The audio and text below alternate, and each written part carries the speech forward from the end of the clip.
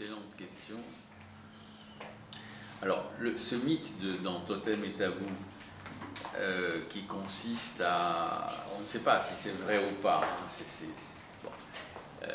Certains chercheurs pensent qu'il y a eu un jour un chef tout-puissant, donc animé par une jouissance illimitée. Et le mythe dit que les fils et l'ensemble, disons, de ses subordonnés se sont ligués contre lui, l'ont tué et l'ont même mangé. Ben, ça paraît incroyable, mais ce qui est important, c'est presque la suite. Parce que tout ça aboutit à l'invention d'un contrat social. C'est-à-dire, au lieu qu'il y ait un qui dirige tout, qui commande tout, qui, de sa propre volonté, seul, finalement, décide pour les autres, là, il y a l'invention d'un contrat social, c'est-à-dire une alliance entre les fils. Et le mythe dit qu'à ce moment-là, il y a une régulation qui entre en jeu, et on invente la démocratie, dans le fond. On invente, bon, on essaye d'inventer. Le mythe dit aussi avec un partage des femmes.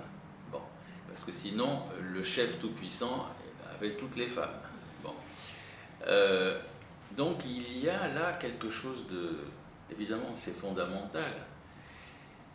Et peut-être que ça n'est pas forcément vrai, mais ça dit quelque chose de vrai.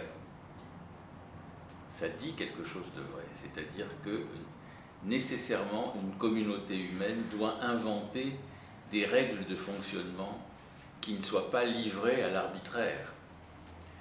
Et donc, en effet, cette question est très intéressante. Aujourd'hui, est-ce qu'on trouve ça? Et malheureusement, oui. Oui, il y a des leaders politiques qui pensent par eux-mêmes, qui décident un peu au-delà des règles. Mais on a vu récemment, j'ai parlé de l'Italie, bon, on pense à Salvini, bon. Mais finalement, le Parlement, semble-t-il, pris le dessus pour l'instant. Ça ne veut pas dire que ça va rester. Il y a d'autres pays, il y a la Hongrie, un peu la Pologne, enfin c'est des pays qui, en quelque sorte, se séparent du groupe. Et ils peuvent, et puis peut-être aussi Trump, d'une certaine façon, les États-Unis, hein, bon,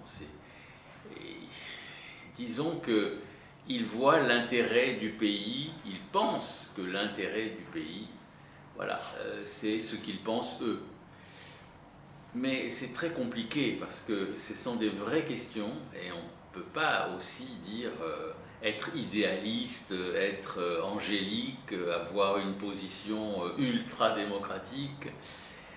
Il faut palabrer, il faut négocier, il faut tout le temps avoir, disons, l'idée que les choses doivent passer par un dialogue, sinon c'est pas possible.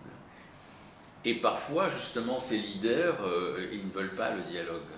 Voilà. Ce sont des décisions unilatérales. Et aujourd'hui, on a un représentant, enfin, on a plusieurs, ou un surtout représentant de l'unilatéral, c'est Trump, et on a un représentant de, disons, le multilatéralisme, c'est Macron. C'est notre Macron qui, d'ailleurs, je dois dire, il fait beaucoup d'efforts, il faut reconnaître.